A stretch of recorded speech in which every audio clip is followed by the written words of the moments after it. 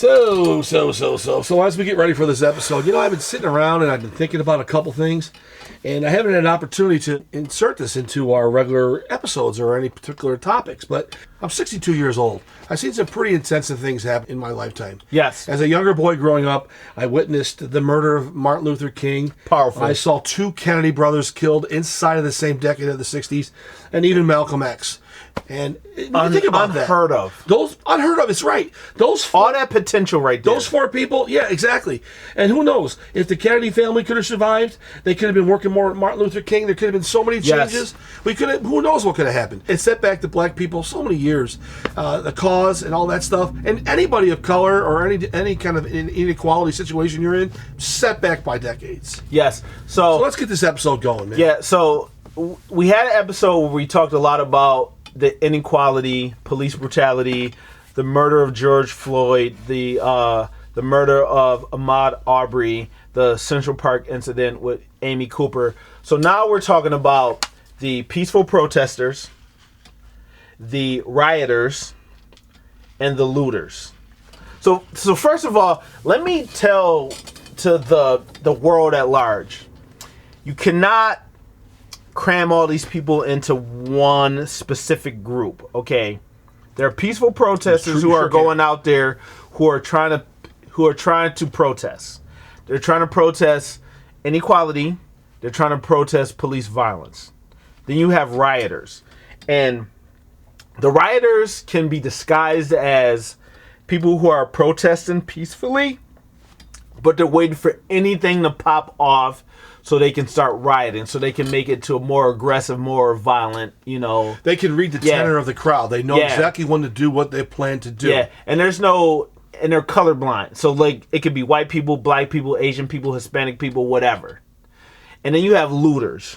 Looters are people who are in the crowd, who are waiting for something to pop off, and they're criminals, so they can come up on some ill-gotten gains, Sure.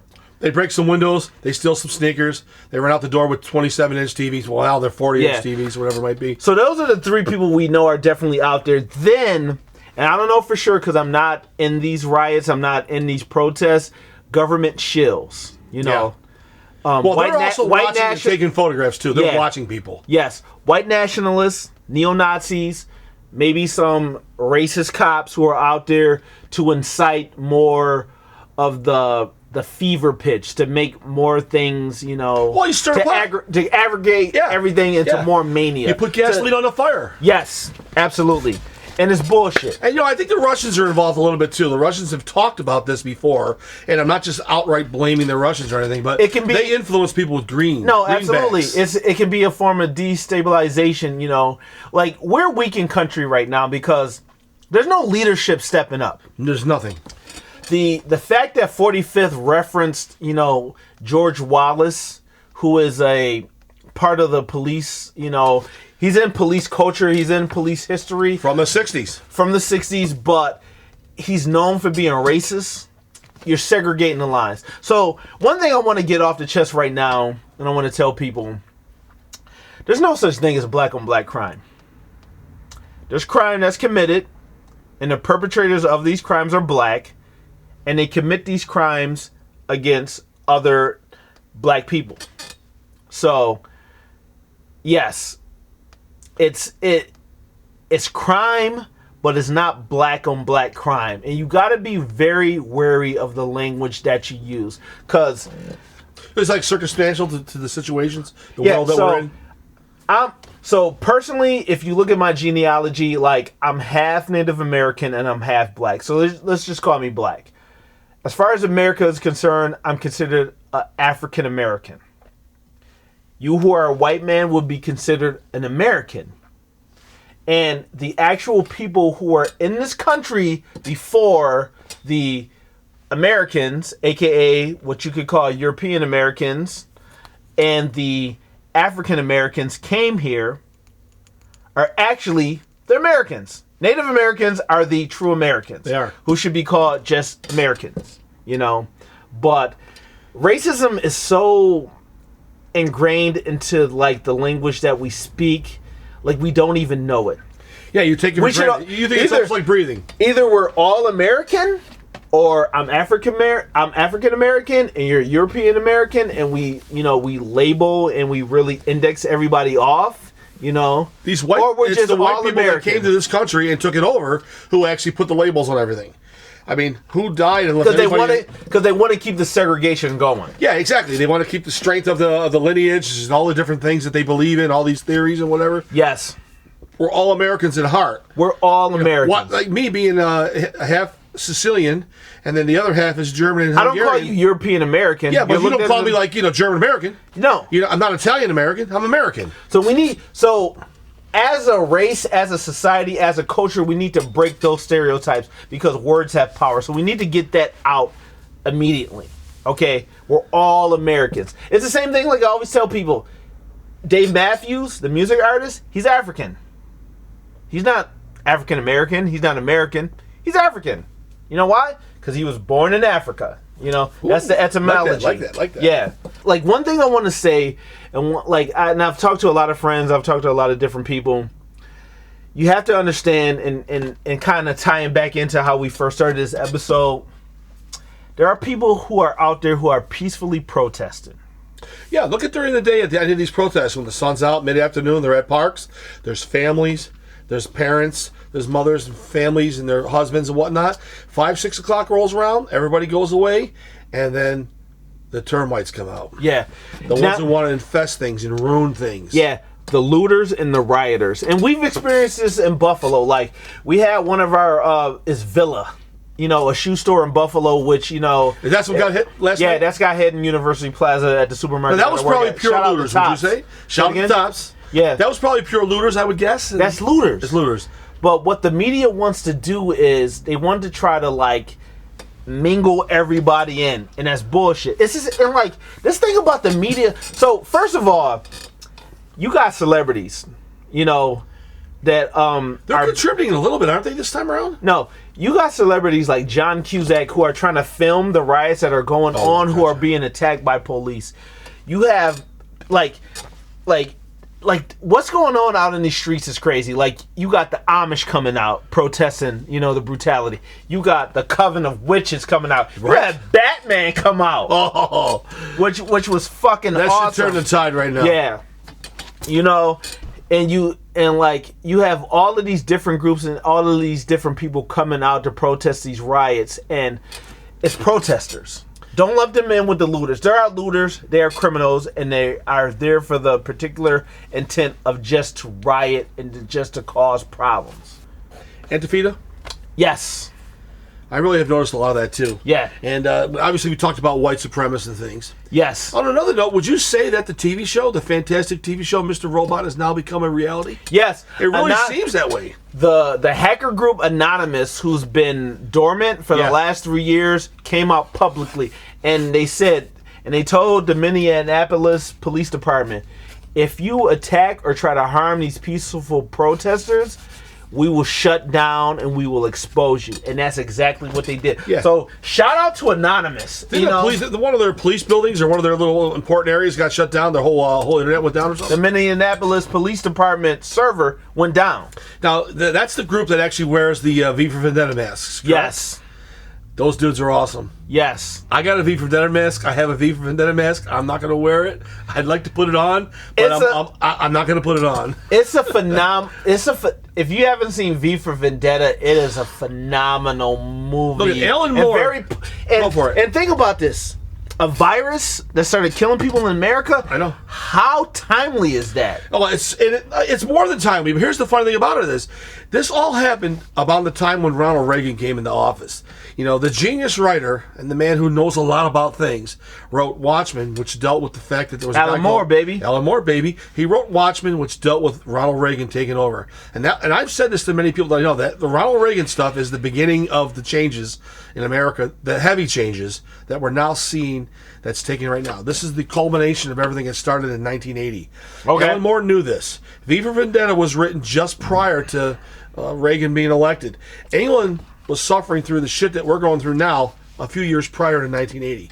So Alan Moore, being a British author, he knew this. He saw this. So sidebar, one thing I want to bring up is, so you seen in Michigan where you had a group of armed Caucasian men with M16s and other type of... I've seen it. I know the shot. Assault rifles. This is when they stormed the Capitol during that vote or whatever it was? Sure. They stormed the Capitol with assault machine guns. Yes.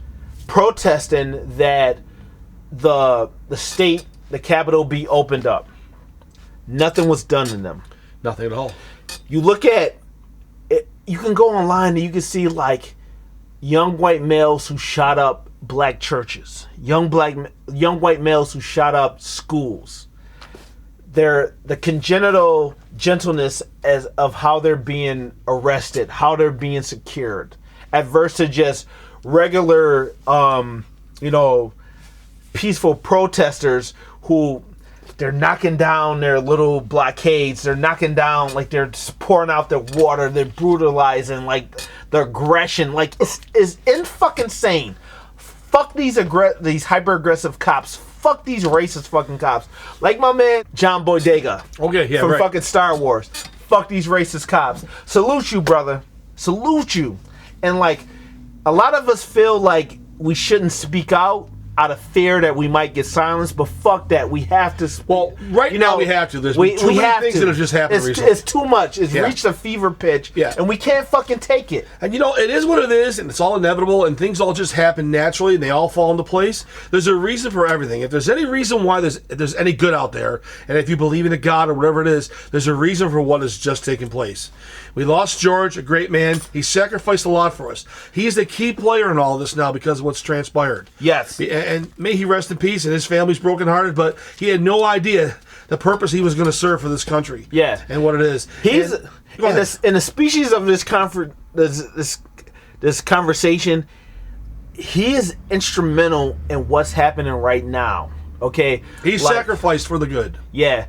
And like he was killed with no dignity, no respect. He was murdered. He truly was. And that police officer, David Chauvin, fuck you, okay? Once you killed this man, you stopped being a police officer. Done, you right became a criminal. And even before that, while you were doing it, he's got a bad rap record already anyway. Yeah, he's got a long record,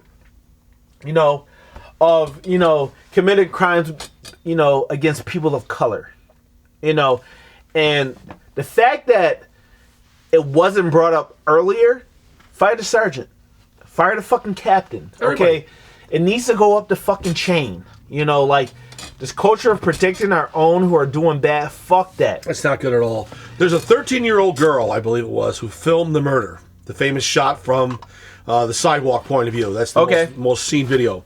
In that video, she actually speaks up and said, "Stop, you're hurting him. He can't breathe. You're killing him. He can't breathe." And Derek Chauvin, right? As he's got his knee on him, he goes like this. He mugs a nice, beautiful shot for his group of people. And whatever he's all about. It was so blatantly purpose that he did that. Not realizing what he was going to do. There's no exculpatory evidence that's going to, exonerate him for what he did. It's inadmissible. Yeah. Everybody knows. This is murder. And he knows he's being fucking filmed and he doesn't care. Because he didn't give a shit. And maybe he doesn't know what's about to transpire. The riots. The looting. And, think about this. And a good friend of mine, I won't mention his name, he said that what this man did, what this piece of fucking shit did, is now got people together. Yeah, it's amazing. But now, we're still living in 2020 amid COVID. So now you got groups of people coming together. People can all become affected. This is his legacy. Fuck this piece of shit. And give him... He will go down in the history books as one of the worst things that's ever happened in America. It's third-degree murder.